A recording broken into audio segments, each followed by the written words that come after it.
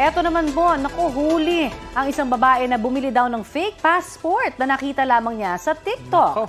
Babiyahe pa Cyprus sana ang babae pero naharang po siya ng Bureau of Immigration sa NAIA Terminal 1. Hindi raw tugma ang ipinakita niyang Belgian passport at arrival stamps. Kalaunan, umamin ng babae na dati siyang OFW at na-deport. Nakita raw niya sa isang TikTok video ang inaalok na European passports. 700,000 pesos daw ang ibinayad niya para sa mga peking dokumento.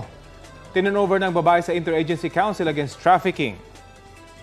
Nag-iimbestiga na rin ng NBI para matunton ang nagbebenta ng peking passport online. Diba, napaka-importante, paalala to every now and then, hindi ba na mga kinauukulan na talagang importante ho, legal ang ating mga dokumento na dapat pinapasa sa kahit ano man, trabaho man yan, o talagang for traveling lang, for leisure, diba?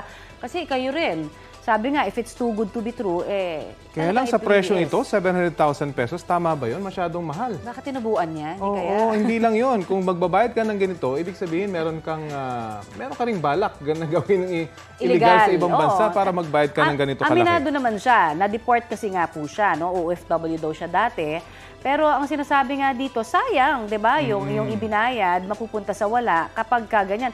At iisa lamang kung pinagkukunan natin ng passport natin. Oo, paalala lamang po na marami ng mga security features ng ating mga passport na madali na kayo matunton at mabisto. Sa Department of Foreign Affairs tayo dapat kumukuha. Wala sa iba. Lalo na sa TikTok.